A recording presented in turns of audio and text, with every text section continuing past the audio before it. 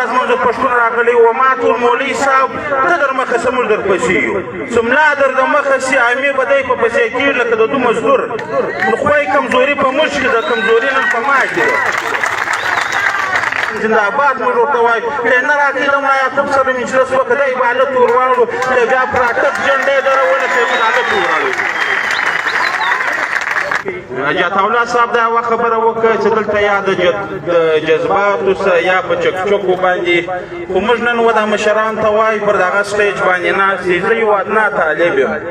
اخر موږ دلته در څوک کښېنو دا ولس ور څوک کښېنوو دلته اوس غوث الله جانې خبره په غوږ کې راته وکړه دی به خپل تفصیلي کېدای شي په بیان کې وکړي اخر دا ولس موږ در وس وځي دا له غړیان وځي اخر کې به موږ څو برګېډیر صاحب پر ناټه کوو چې برګېډیر صاحب ته ښه ځوان یې موږ نه یو ښه ځوانان پر دا دروازه باندې زموږ ته میندې نه شوې بې عزته خویندې نه شوې بې عزته سپین ږیري نه شو بې عزته ځوانان نه شو بې عزته دلته چا اواز پورته کوي نن چې دا ولس دلته سره را یو ځای سوی دی لا به زه هم د برګېډیر صاحب ته زنده‌باد وایم یا به د ده پر لاس اوبه ورکې روم یا به د ده د نسوار و دوبلې ته زه اتڼ کوم هېڅکله دلته دا نشي کېدلی دلته چې به موږ راځو دلته چې موږ راځو نه ولکه د ټیک ټاک دپاره راځو نه د چکچکو دپاره راځو نه د تصویر دپاره نه د بیان دپاره دلته موږ د خپلې پښتنې د اسلامي جذبې دلته راوستلي یو دلته یې کښېنولي یو دا ولس یې دلته کښېنولی دی ولس چې ورځ و شپه دلته ناست دي خوار وزار ناست دي لوږه تنده هر څه پر ځان وړي نو زما دې ملا ماتی چې زه به دلته د تصویر دپاره راځم یا به زه د دوی جذبات راپاروم اخر خو موږ هم انسانان یو چې هر څومره پر زړه باندې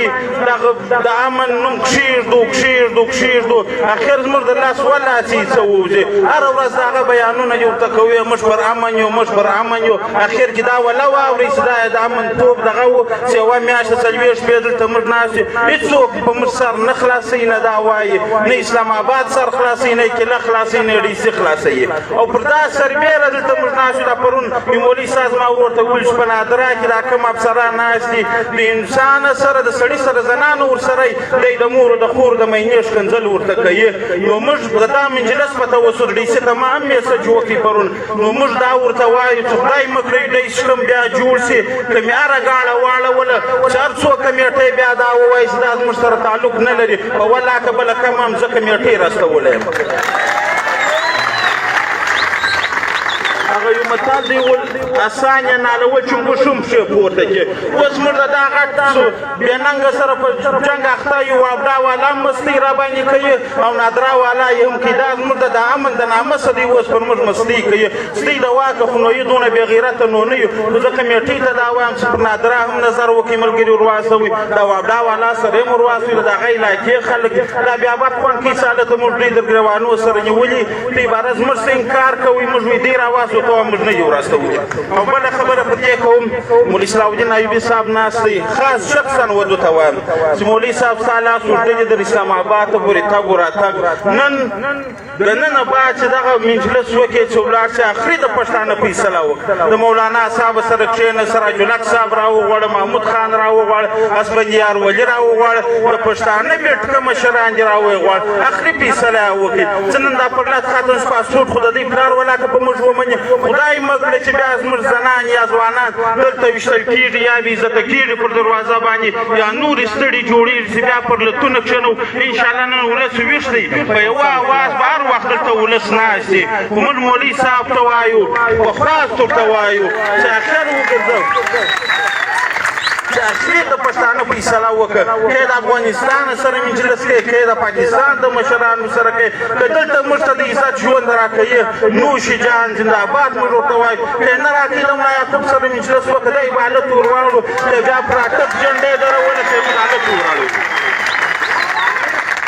یا د هغو کار دی که ملا یعقوب پر اټک جنډې درول که موږ افغانستان له وراړو بس دی نور دا ذلیله ژوند ولاکه کوو اوس خلک اوله ورځ موږ پښتون راغلی و ما ټول مولوي صاحب ته در مخه څه موږ درپسې یو څه ملا در د مخه سي عامې به دی په پسې کېږي لکه د دو مزدور نو خوی کمزوري په موږ کې ده کمزوري نن په ما کې ده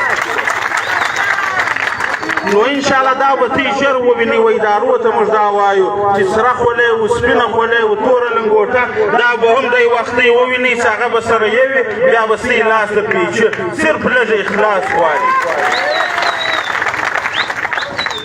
او بل اخري دا یوه خبره کوم مشران ناست دي وخت ناوخته دي چې دا د ښار مخیورو حضراتو ته دا وایي د ولس سره ښه وکړي بله ورځ هغه حاجي صاحب راغلي دا پرچې سر ورکولې چې هر مور دی هر خان هر ملک دی پر خپل ولس باندې ډېر په بېدردي سره اوس دومره پاسه دي څوک د ماښام پر ګولاریان دي باید در همسایه سره څوک ښه وکړي یا پرچې جوړې کړي و خلکو ته یې ورکړي یا د وړو کار وکړي یا بل داسې کار وکړي او اخري دا یوه خبره درته کوم سبا انشاءالله د جماعت اسلامي سینیټر مشتاق احمد خان هم دلته راځي د اسلام آباد څخه چې مثال هغه ته یې وګورئ په سینټ کې زموږ سینیټر دي د پښتانه څومره اواز چا پورته کړی دی هغه دا سینیټر مشتاق احمد خان پورته کړی دی سبا به انشاءالله موږ په ډېر غټ تعداد راځو او نور ملګري به راولي څوک ښه په ایمانداري سبا راځي او ملګري راولي هغه دې ټول لاسونه پورته کړي